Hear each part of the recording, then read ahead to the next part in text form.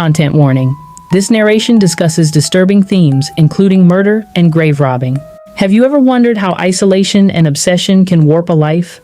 In rural Plainfield, Wisconsin, one man's descent into darkness began with a domineering mother and a childhood of fear. Edward Ed Gien was born on August 27, 1906, to George and Augusta Gien, on a remote 155-acre farm outside Plainfield. His older brother Henry and he were raised under Augusta's strict religious rule.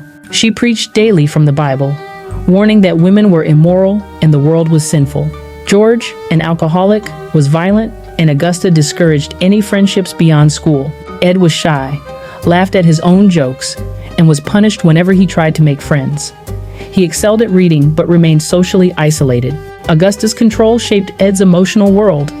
After George died in 1940 and Henry in 1944, Ed became Augusta's sole caretaker. Her death in December 1945 devastated him. He sealed off much of the farmhouse, preserving her room like a shrine.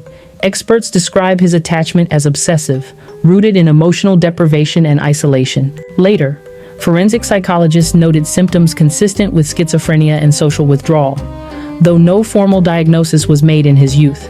In the years after his mother's death, Ed's mental state deteriorated.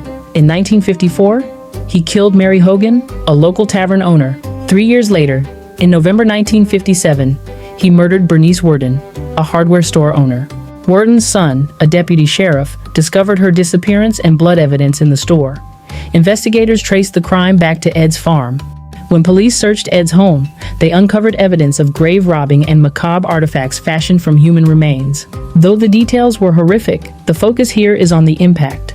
2 women lost their lives, and a community was shaken.